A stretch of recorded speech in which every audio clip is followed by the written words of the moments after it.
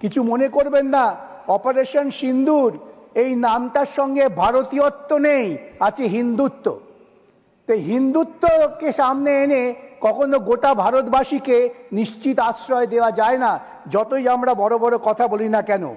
আমরা দেখলাম আক্রমণের পর তারা বললেন অপারেশন সিন্দুর আমরা সব শেষ করে দিয়েছি, গোটা পৃথিবী আমাদের সঙ্গে আছে। গোটা পৃথিবী যদি তোমার সঙ্গে থেকে থাকবে, আমরা দেখলাম ইউনাইটেড নেশনসে তুমি পাকিস্তানের নাম পর্যন্ত উল্লেখ করাতে পারলে না। শুধু পাকিস্তানের নাম ইউনাইটেড নেশন সিকিউরিটি কাউন্সিলে উল্লেখ করতে পারলে না তা নয়, এমনকি ব্রিক্সে, সাংহাই কোঅপারেশনে কোথাও পাকিস্তানের নাম উল্লেখ করা গেল না। দুঃখের কি জানেন চেয়ারম্যান সাহেব, আমাদের খুব কাছের প্রতিবেশী ভুটান, মালদ্বীপ, এমনকি মরিশাস, যে মরিশাসে ভারতীয়দের সংখ্যাই বেশি, তারা পর্যন্ত ভারতবর্ষের এই ভূমিকার পেছনে পাশে দাঁড়ালো না।